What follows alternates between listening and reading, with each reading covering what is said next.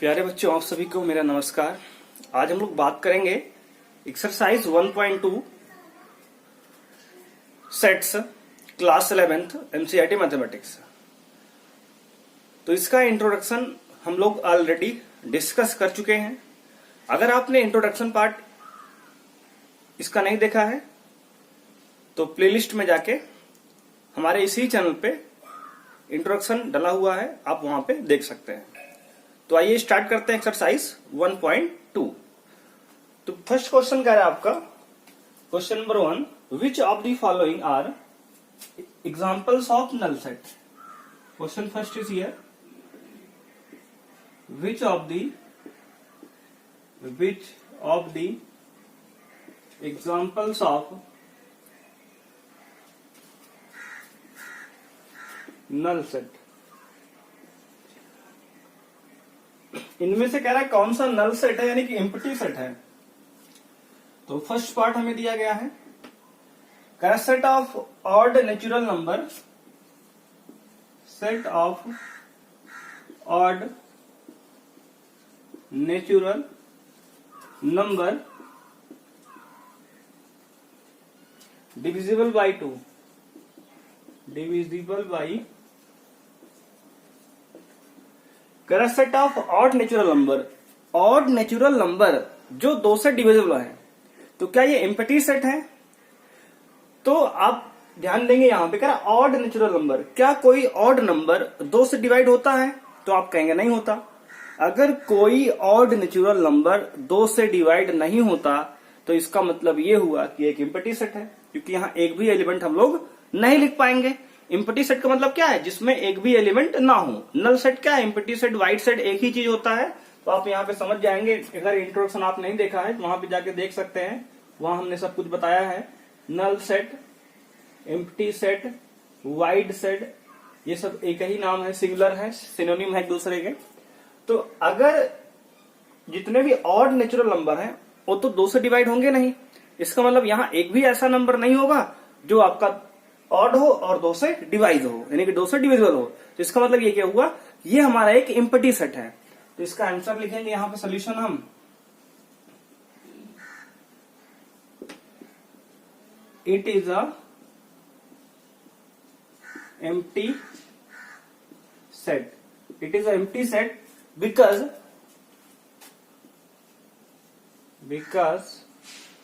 No odd natural number divisible by 2। तो हमने कहा दिया यहाँ पे कि ये एक एम्प्टी सेट है। एम्प्टी सेट क्यों है? क्योंकि आपका कोई भी ऑड नेचुरल नंबर 2 से डिविजिबल नहीं होता है, इसलिए आपका ये एम्प्टी सेट है। यानी कि इस सेट में set of odd natural number जो 2 से डिवाइड हो उनमें एक भी एलिमेंट नहीं होंगे, क्योंकि ऑड नेचुरल नंबर जो होता है 2 से डिवाइड नहीं होता है। आइए देखते हैं इसका सेकेंड पार्ट। सेकेंड पार्ट में कह रहा set of even prime numbers, set of even prime number. तो सेट ऑफ अगर इवन प्राइम नंबर की बात करें तो एक ही ऐसा इवन प्राइम नंबर है, वो क्या है? 2 है। तो यहां पे अगर इसकी बात करें तो अगर इसको सेट ए से रिप्रेजेंट करें तो ए इक्वल टू लिख सकते हैं यहाँ पे 2, यानी कि इस सेट में एक एलिमेंट आ गया, क्योंकि इवन प्राइम नंबर एक ही होता है और वो 2 है, और 2 से ना तो बड़ा कोई प्राइम इवन है ना ही छोटा होता है। इसका मतलब ये कि एक एलिमेंट यहाँ पे हम लिख सकते हैं। तो अगर एक एलिमेंट यहाँ पे आ गया तो क्या ये एम्प्टी है? तो आप कहेंगे एम्प्टी नहीं है, तो लिखेंगे it is not a empty set. It is not a empty set. ये एक एम्प्टी सेट नहीं है। रीजन बताएंगे, क्योंकि यहाँ पे हम एक एलिमेंट लिख सकते हैं, इसलिए एम्प्टी ये नहीं है। आइए देखते हैं इसका थर्ड पार्ट। थर्ड पार्ट में कह रहा है for all values of x, x such that x is natural number, is a natural number where x is less than 5 and x is greater than 7. तो कह रहा है कि x जो है एक नेचुरल नंबर है। x क्या है बच्चों, एक नेचुरल नंबर है, और जो x नेचुरल नंबर है वो लेस देन x की वैल्यू 5 है, ग्रेटर देन 7 है, मतलब 5 से छोटी भी हो 7 से बड़ी भी हो। तो ऐसा कोई नंबर पॉसिबल नहीं है नेचुरल नंबर जो कि 5 से 5 से छोटा भी हो और 7 से बड़ा भी हो। साइमल्टेनियसली ऐसा कोई पॉसिबल नहीं है। साइमल्टेनियसली मतलब एक साथ ऐसा कोई नंबर नहीं है नेचुरल नंबर जो कि 5 से छोटा भी हो 7 से बड़ा भी हो, ऐसा कोई नंबर पॉसिबल नहीं है। इसका मतलब ये हुआ कि आपका ये क्या है, एक एम्प्टी सेट है। It is empty set because no natural number है possible to simultaneously where x is less than 5 and greater than 7, मतलब ऐसा कोई भी नेचुरल नंबर नहीं है पॉसिबल हमारे पास जो कि एक साथ 5 से छोटा भी हो और 7 से बड़ा भी हो। इसलिए क्या है बच्चों, ये एक आपका एम्प्टी सेट है यहाँ पे। आइए बात करते हैं फोर्थ पार्ट की। तो बच्चों फोर्थ पार्ट में कह रहा है कि for all values of x such that for all values of y, इसको पढ़ते बच्चों ऐसे है, for all values of y such that y, इसको हमने इंट्रोडक्शन में 1.1 में बताया था पढ़ना, 1.2 में बताया था इंट्रोडक्शन में। तो अगर इंट्रोडक्शन आप देखें तो ये समझ जाएंगे। For all values of y such that y is a point common to any two parallel lines.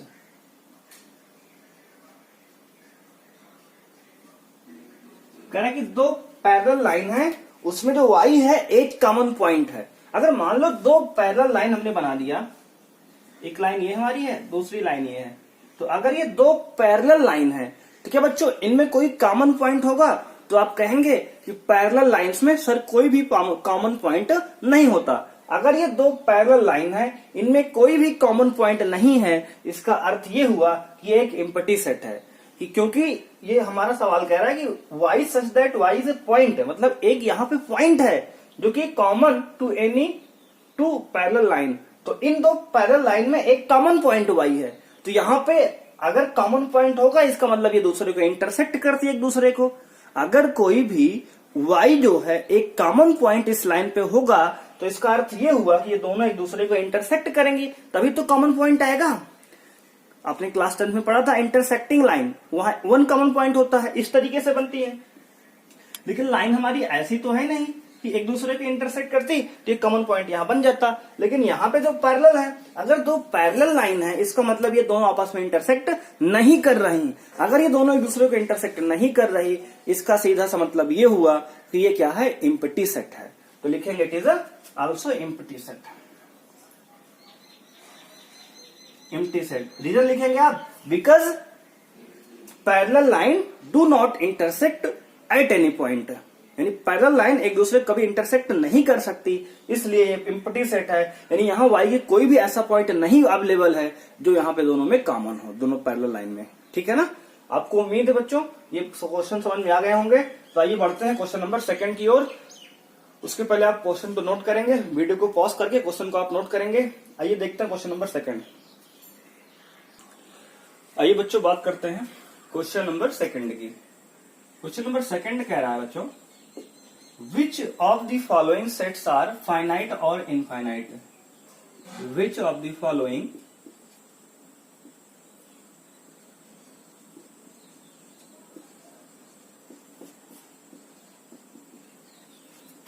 sets are finite and infinite? Which of the following sets are finite and infinite? यानी कि यहाँ पे कौन से set finite set है और कौन से सेट हमारे इनफाइनाइट सेट है। तो हमने इंट्रोडक्शन में आपको बताया था कि फाइनाइट सेट वे सेट होते हैं जिनमें limited number of countable number of element होते हैं, जिसको हम काउंट कर सकते हैं, जिसमें डिफिनिट नंबर ऑफ एलिमेंट होते हैं, कह सकते हैं तरीके से, उसे हम फाइनाइट सेट कहते हैं। दूसरा बताया था हमने आपको इनफाइनाइट सेट, एक ऐसा सेट जिसमें इनडिफिनिट नंबर ऑफ एलिमेंट हो, उसे हम लोग इनफाइनाइट सेट कहते हैं। तो आपको हमने इंट्रोडक्शन पार्ट में फाइनाइट और इनफाइनाइट के बारे में बताया था बच्चों। तो आइए बात करते हैं इसका सेकंड का फर्स्ट पार्ट की। तो सेकंड का फर्स्ट पार्ट में कह रहा है the set of months of a year, the set of months of a year.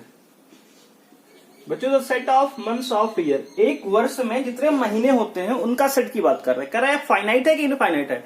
तो आप लोग जानते हैं कि एक ईयर में यानी कि एक वर्ष में 12 मंथ होते हैं, जनवरी टू दिसंबर, जो कि फाइनाइट है यानी डिफिनिट नंबर ऑफ एलिमेंट है।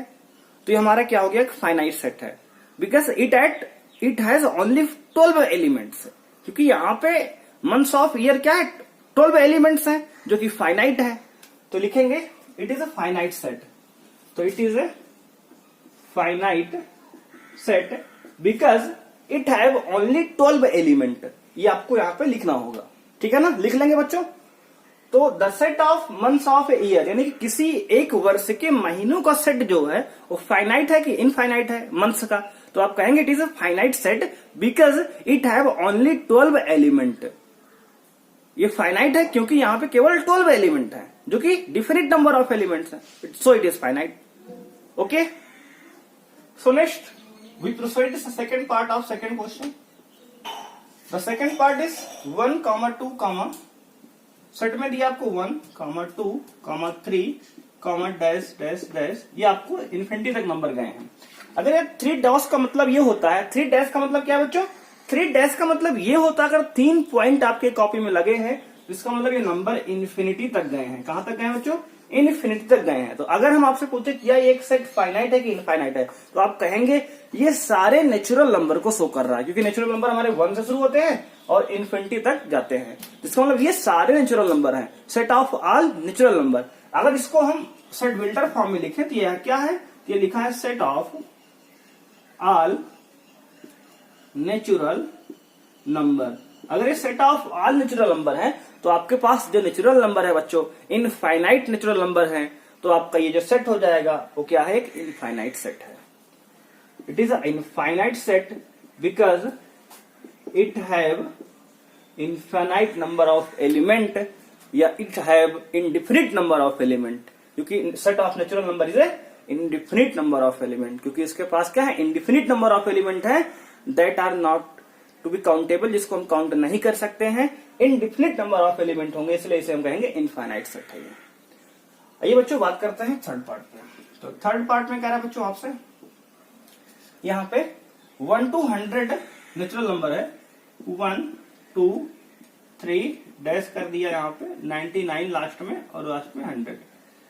तो कुछ इस तरीके से नंबर लिखे हैं आपके पास, तो यानी कि 1 से लेकर 100 तक के नेचुरल नंबर है। तो अगर आपसे पूछे हम कि बच्चों 1 से लेकर 100 तक के नेचुरल नंबर काउंटेबल हैं कि सॉरी फाइनाइट है सेट कि इनफाइनाइट सेट है, तो आप कहेंगे सर फाइनाइट सेट है, क्योंकि 1 से 100 तक डिफिनिट नंबर ऑफ एलिमेंट है, यानी कि उसको काउंट आराम से किया जा सकता है। अगर काउंट किया जा सकता है इसका मतलब ये क्या है बच्चों, फाइनाइट सेट है। तो सो it is a finite set. तो आप कहेंगे क्या है बच्चों, फाइनाइट सेट है ये। ठीक है बच्चों, समझ में आ रहा है बात ना। फाइनाइट क्या है, मतलब ऐसे नंबर ऑफ एलिमेंट, ऐसा सेट जिसमें डिफिनिट नंबर ऑफ एलिमेंट हो। तो 1 से 100 तक के एलिमेंट को आसानी से हम लोग गिन सकते हैं, काउंट कर सकते हैं, इसलिए फाइनाइट सेट है। बात करेंगे फोर्थ पार्ट की। तो फोर्थ पार्ट में कह रहा है the set of positive integer, the set of positive integer greater than 100।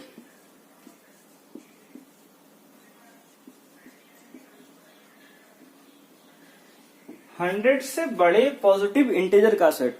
तो देखो बच्चों 100 से बड़े इनफाइनाइट पॉजिटिव इंटीजर हैं, 101, 102, यानी कि 101, 102, 103 ऐसे चलता जाएगा और कहां तक जाएगा, इन्फिनिटी तक। यानी कि आपका जो इंटीजर्स हैं पॉजिटिव इंटीजर 101 आएगा, 100 के बाद 102 आएगा, उसके बाद 103 आएगा, और ऐसे करते करते आपका इन्फिनिटी तक टेंड करेगा नंबर। इसका मतलब क्या है ये बच्चों, इनफाइनाइट सेट है, क्योंकि यहाँ पे इंडिफिनिट नंबर ऑफ एलिमेंट है that are not be countable, so it is a infinite set. Infinite set है। उम्मीद है बच्चों यहां तक की बात आपको समझ में आई होगी। बात करेंगे इसके फिफ्थ पार्ट की। फिफ्थ पार्ट बच्चों कह रहा है द सेट ऑफ प्राइम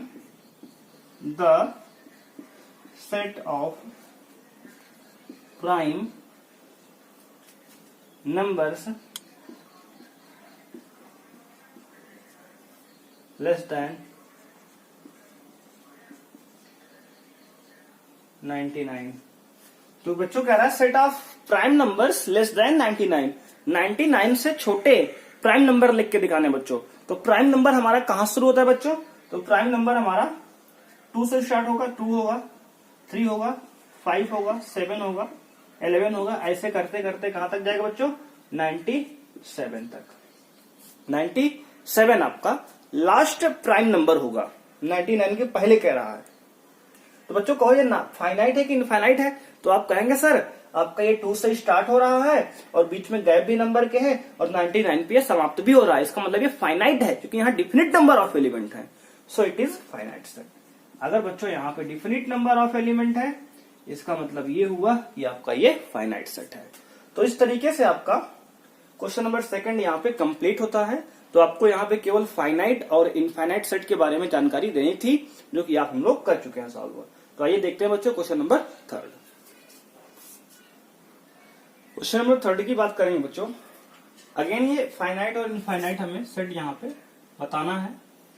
अभी तक हमें क्वेश्चन जो है यहाँ पे आपको स्टेटमेंट का फॉर्म में क्वेश्चन दिया गया है। करा कि state whether each of the following sets are finite और इनफाइनाइट। तो आपको फाइनाइट या फिर आपको इनफाइनाइट सेट बताने हैं यहाँ पे। तो पहला पार्ट आपको कह रहा है यहाँ पे the set of lines which are parallel to the x axis.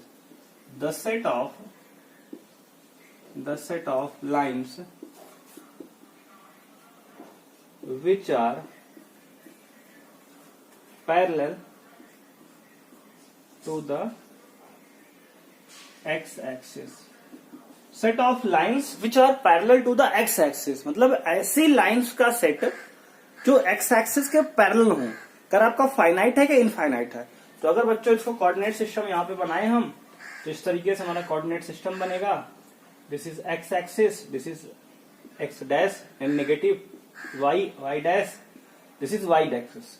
अगर x एक्सिस के पैरेलल तो अगर हम लाइन खींचे तो इस तरीके से हम x एक्सिस के पैरेलल इनफाइनाइट लाइंस इस तरीके से हम लोग ड्रा कर सकते हैं। अगर x एक्सिस के पैरेलल इस तरीके से हम लोग इनफाइनाइट लाइन ड्रा कर सकते हैं इसका मतलब ये क्या सेट है? इनफाइनाइट सेट है क्योंकि ये सेट क्या है? Set of lines which are parallel to x axis. तो अगर x एक्सिस के पैरेलल पास होने वाली लाइन या सेट है तो इसका मतलब this is a infinite set. आपका क्या होगा? ये इनफाइनाइट सेट होगा। अगर आपको रीजन लिखना है क्यों इनफाइनाइट है, because on the parallel to the x axis infinite line can be drawn. In x axis के पैरेलल हम लोग इनफाइनाइट लाइन ड्रॉ कर सकते हैं, इसलिए क्या है ये बच्चों? एक इनफाइनाइट सेट होगा। इस तरीके से आप यहाँ पे अपना आंसर देंगे। आइए बढ़ते हैं इसके सेकेंड पार्ट पर। सेकेंड पार्ट में बच्चों कह रहा है the set of letters in the English alphabet. The set of letters in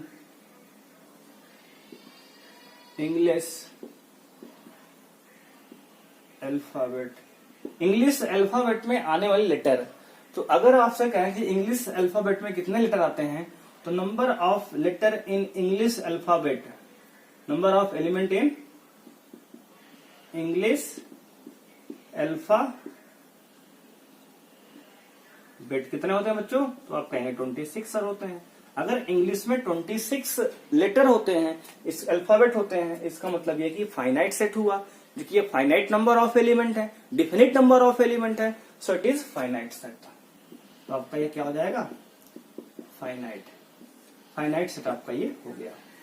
आइए बच्चों बात करते हैं थर्ड पार्ट पर। थर्ड पार्ट में कह रहा है द सेट ऑफ नंबर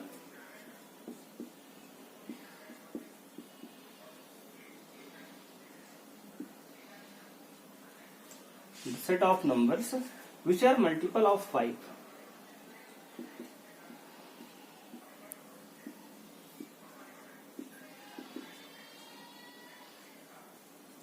देखो बच्चों, कह रहा है कि set of multiple of 5, set of अगर मल्टीपल ऑफ 5 नंबर्स हम लिखना चाहें बच्चों, तो पहला नंबर 5, 10, 15, 20, 25, 30 एंड सो ऑन, ऐसे ही आपका चलता रहे। कहां तक देख बच्चों?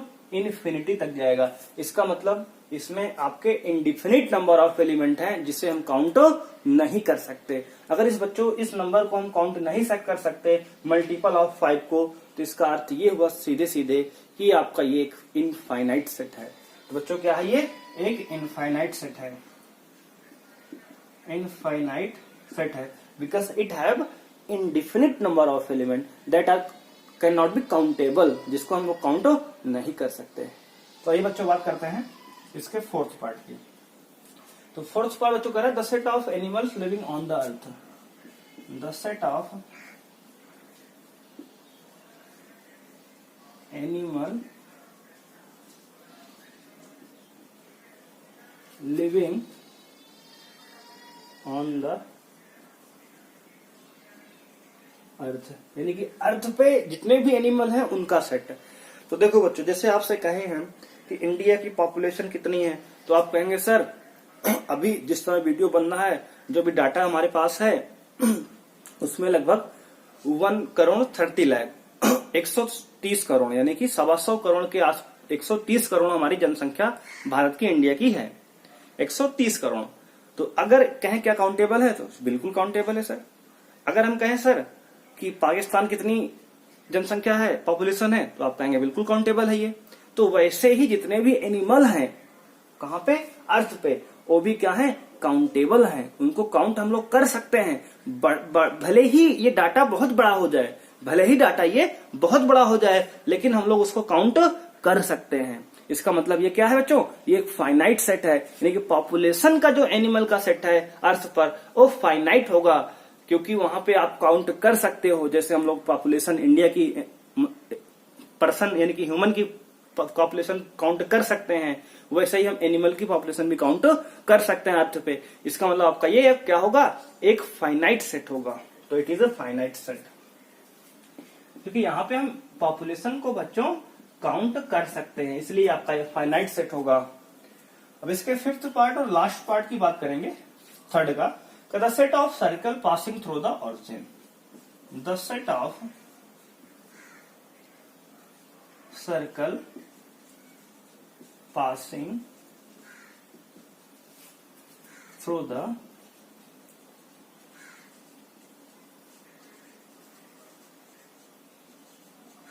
ऑरिजिन, यानी कि ऑरिजिन से पास होने वाले सर्कल कितने हो सकते हैं। तो अगर बच्चों इसको हम थोड़ा सा ऊपर मिटाएंगे, क्योंकि स्पेस हमारे पास कम है यहाँ पे, तो अगर हम ऑरिजिन से पास होने वाले सर्कल को बनाए कुछ यहाँ पे, तो देखो इस तरीके से हमारा कोऑर्डिनेट सिस्टम बनता है। ये सब बच्चों आप जानते ही हैं, ये एक्स होता है, एक्स डैश होता है, एक वाई होता है और वाई डैश होता है ये, और ये आपका ऑरिजिन है 0 0। अगर इससे पास होने वाले सर्कल बनाए तो बच्चों इस तरीके सर्कल बन सकता है, इस तरीके से बन सकता है, इस तरीके से बन सकता है, इस तरीके से बन सकता है। यानी कि ऐसे ऐसे सर्कल अगर हम बनाते जाएं ऑरिजिन से जो पास हो रहा है, इसका मतलब इधर भी बन सकता है और इधर भी बना सकते हैं इस तरीके से हम लोग ऐसे ऐसे। यानी कि यहाँ पे हम लोग इनफाइनाइट नंबर ऑफ सर्कल से यहाँ पे ड्रा कर सकते हैं, जो कहां से पास हो बच्चों? ऑरिजिन से पास हो। इसका मतलब ये क्या है? एक इनफाइनाइट सेट है। तो this is a infinite set. आप कहेंगे ये क्या है बच्चों? ये आपका एक इनफाइनाइट सेट है, दिस इज इनफाइनाइट सेट। ठीक है, तो इस तरीके से बच्चों हम क्वेश्चन को यहाँ पे सॉल्व करेंगे। आइए बच्चों देखते हैं क्वेश्चन नंबर 4। क्वेश्चन नंबर 4 बच्चों कह रहा है in the following state whether A equal to B और नॉट, इन द फॉलोइंग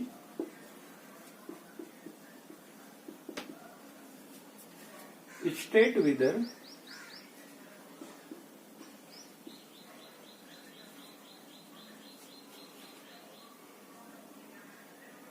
ए और इक्वल टू बी और नॉट, यानी ए इक्वल टू बी है या फिर नहीं है, आपको बताना है यहाँ पर।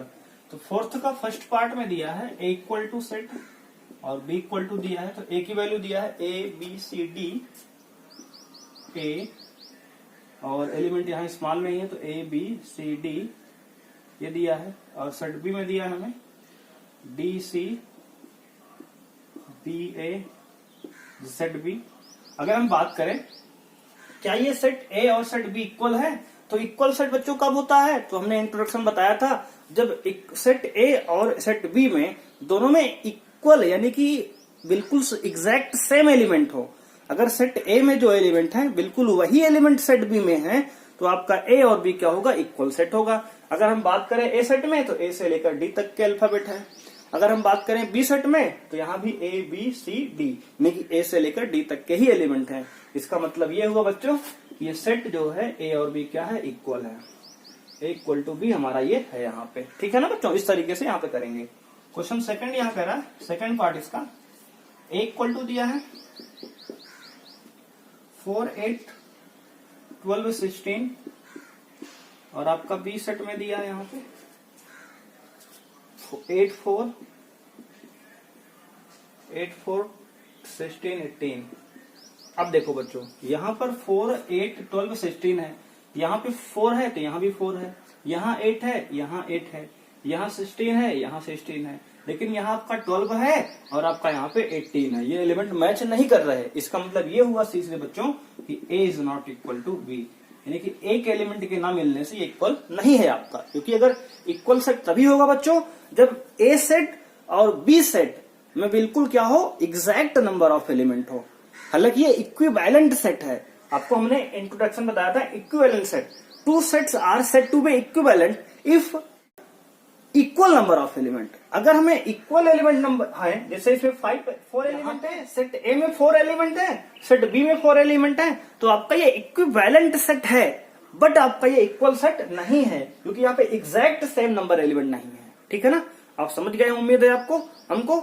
आइए देखते हैं यहाँ पे क्वेश्चन नंबर थर्ड, इसका थर्ड पार्ट क्या है, ए इक्वल टू बच्चों 2 4 6 8 10 2 4 6 8 10 और बी सेट कह रहा है, बी सेट कह रहा है बच्चों x such that x is positive even integer, is positive even integer and x is less than equal to 10। अब देखो बच्चों अगर सेट ए की बात करें तो सेट ए में आपको रोस्टर फॉर्म में एलिमेंट लिख के दे दिए हैं और क्या है ये 2 4 6 8 10 मल्टीपल ऑफ 2 आपे हैं यहाँ पे। और यहां सेट बी में बात करें तो आपके पास ये सेट बिल्डर फॉर्म दे दिया है, तो अगर इसको पहले हम रोस्टर फॉर्म में चेंज करेंगे उसके बाद तब यहाँ पे इक्वल है कि नहीं हम डिसाइड करेंगे।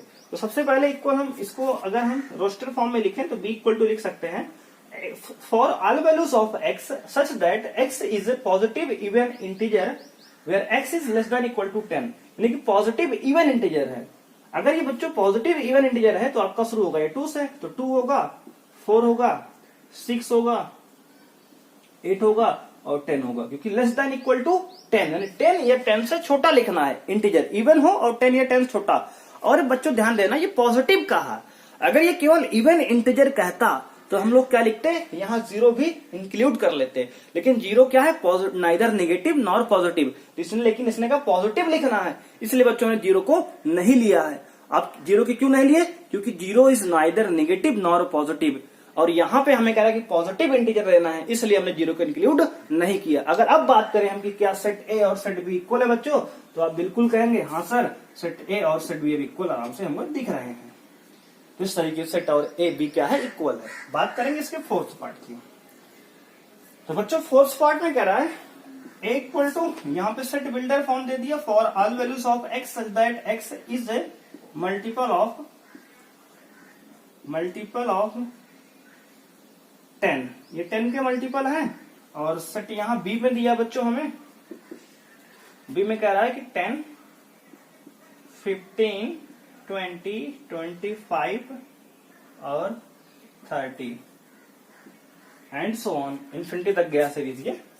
तो अगर हम यहाँ पे सेट ए को सेट रोस्टर फॉर्म में लिखें तो एक्स क्या है, मल्टीपल ऑफ 10 है। तो अगर 10 के मल्टीपल को हम लोग सेट बिल्डर फॉर्म में लिखना चाहें, सॉरी रोस्टर फॉर्म में, तो क्या होगा, 10 होगा, 20 होगा, 30 होगा, 40 होगा, ऐसे ही आगे नंबर चलेंगे बच्चों, क्योंकि मल्टीपल ऑफ 10 है। और कहां तक गया है, इसकी कोई लिमिट तो इसने दी नहीं, इसका मतलब इन्फिनिटी तक गया है। अगर हम बात करें सेट बी की, तो सेट बी में 10 है, 15 है, 20 है, 25 है, 30 है। क्या ये सेट ए और सेट बी इक्वल है?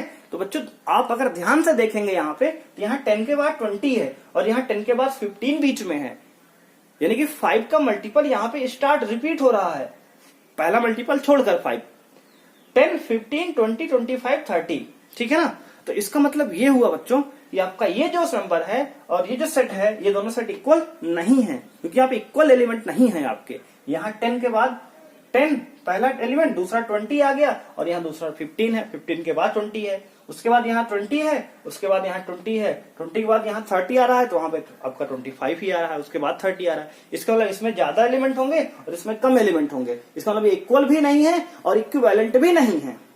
बात समझ रहे बच्चों, इक्विवेलेंट भी नहीं है, क्यों नहीं है, क्योंकि इक्वल नंबर ऑफ एलिमेंट नहीं है, इसमें कम एलिमेंट होंगे, इसमें ज्यादा एलिमेंट होंगे। ठीक है, क्लियर है बच्चों। तो यहां पे कह सकते हैं हम it is not equal to b, यानी कि ए सेट जो है बी सेट के इक्वल आपका नहीं है और इक्विवेलेंट भी नहीं है। हालांकि हमसे पूछा नहीं गया यहाँ पे इक्विवेलेंट की बात। तो आइए बच्चों देखते हैं इसका पार्ट, क्वेश्चन नंबर 5। बच्चों बात करेंगे क्वेश्चन नंबर 5 की। 5 कह रहा है, are the following pairs of sets equal, are the following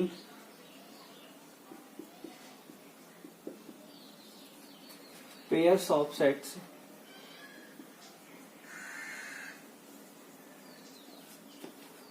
are sets equal, give reason, give reason, आपको रीजन बताना है। फर्स्ट पार्ट है यहाँ पे, क्या सेट कह रहा है, इक्वल है, और इक्वल है तो रीजन बताओ आप। तो वहां पे सेट ए कह रहा है 2, 3 एलिमेंट आपके हैं, और अगर सेट बी की बात करें तो for all values of x such that x is a solution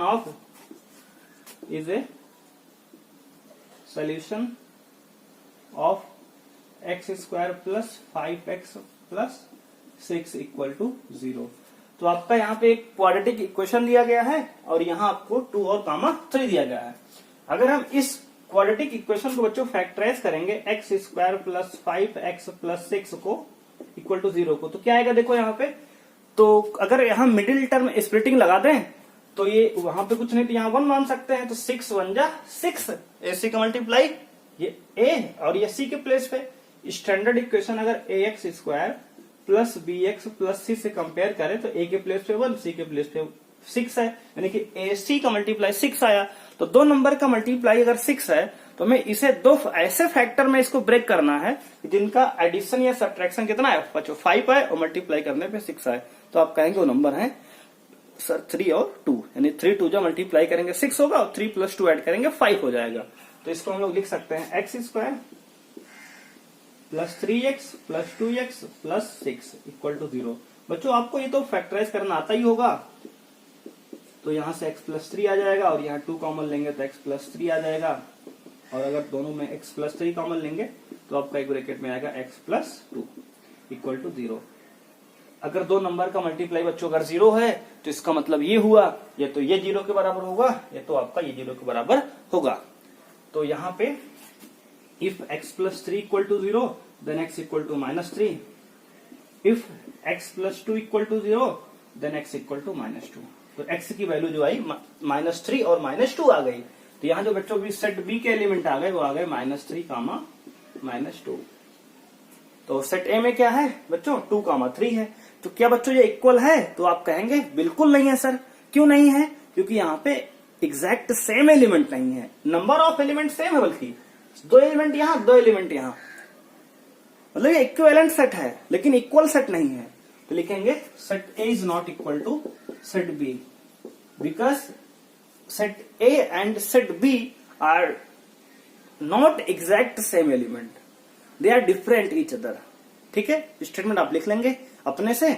आइए बच्चों बात करते हैं इसका सेकंड पार्ट की। सेकंड पार्ट बच्चों कह रहा है कि A equal to set of all values of x such that x is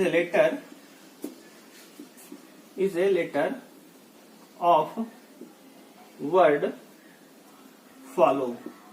follow का एक लेटर है, फॉलो वर्ड का। और अगर बात करें सेट बी की, तो सेट बी में कह रहा है y such that y is a letter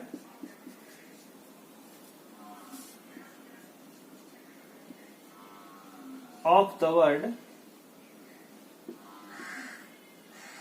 ओल्फ। ओल्फ।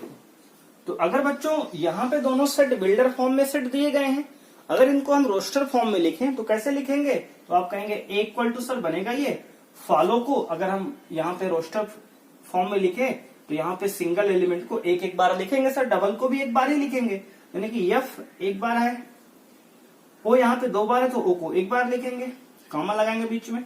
L दो बार है सर तो एक बार लिखेंगे, और डब्ल्यू जो है एक बार है तो एक बार ही लिखना है इसको। तो इस तरीके से बन जाएगा FOLW। अगर बात करें सर यहाँ बी वाले की, तो आपको सेट बी में आएगा डब्ल्यू एक बार है तो एक बार लिख लेंगे, ओ जो है एक बार है, एल भी एक बार है, एफ भी एक बार है। अगर दोनों को यहाँ कंपेयर करें तो यहाँ भी डब्ल्यू, यहाँ भी डब्ल्यू, यहाँ भी एफ, यहाँ भी एफ, यहाँ भी ओ, यहाँ भी ओ, यहाँ भी एल, यहाँ भी एल। इसका मतलब एग्जैक्ट सेम एलिमेंट है दोनों में, एग्जैक्ट सेम एलिमेंट है। अगर दोनों में एग्जैक्ट सेम एलिमेंट है then A equal to B. यहाँ पे ए सेट क्या है? बी सेट के इक्वल है। क्यों है बच्चों? क्योंकि यहाँ पे दोनों ही बराबर हैं एक दूसरे के, बिल्कुल एग्जैक्ट सेम एलिमेंट हैं। और यहाँ पे एग्जैक्ट सेम एलिमेंट नहीं थे इसलिए इक्वल नहीं था ये। तो आइए बच्चों बात करते हैं क्वेश्चन नंबर 6 की। आइए बच्चों देखते हैं, यहाँ पे आपको क्वेश्चन नंबर 6 में कह रहा है from the sets given below select equal sets. तो हमें इक्वल सेट्स को सेलेक्ट कर रहे हैं। तो आपके पास इस क्वेश्चन लिखा गया है, यहाँ पे आपको इक्वल सेट्स यहाँ पे सेलेक्ट करने हैं बच्चों। तो क्या ए सेट इनमें से किसी के इक्वल है? तो आप देखेंगे ध्यान से, तो यहाँ ए में 2 4 8 12 है, और यहाँ पे सब में 2 4 8 12 तो आपका नहीं दिख रहा है। ठीक है ना, नहीं दिख रहा है। इसका मतलब ये क्या है कि ए जो है किसी के इक्वल नहीं है। तो इसको इस तरीके से लिखेंगे, A is not equal to B, A is not equal to C, A is not equal to D, A is not equal to E, A is not equal to F, A is not equal to G, A is not equal to H। इस तरीके से आप check करना है, यानी A का सबके साथ चेक करना है। ऐसे B को सबको साथ चेक करना है, C को सबके साथ चेक करना है, D को सबके साथ चेक करना है। आप कर लेंगे इस तरीके क्वेश्चन आपको। हालांकि हम इक्वल वाला पार्ट यहाँ पे दिखा दे रहे हैं। देखो ये E सेट जो है जी के इक्वल है, यानी ई और जी आपका इक्वल दिख रहा है, क्योंकि यहाँ पे 1 है -1 है, यहाँ भी आपका 1 और -1 है। यहाँ पे ये दो सेट ई इक्वल टू आपका जी सेट है। ई सेट और जी सेट इक्वल है, और कोई भी सेट आपका यहाँ पे इक्वल नहीं होगा। हालांकि एक बार इसको आप चेक कर लेंगे अपने से, यहाँ पे देख लेंगे। तो इस तरीके से हमारा एक्सरसाइज 1.2 जो है आपका कंप्लीट होता है। तो यहाँ पे करते हैं इस लेक्चर को समाप्त। तो thanks for watching, please subscribe our channel for the notification. Thank you, bye bye. मिलते हैं कल नेक्स्ट वीडियो के साथ। Thanks for watching.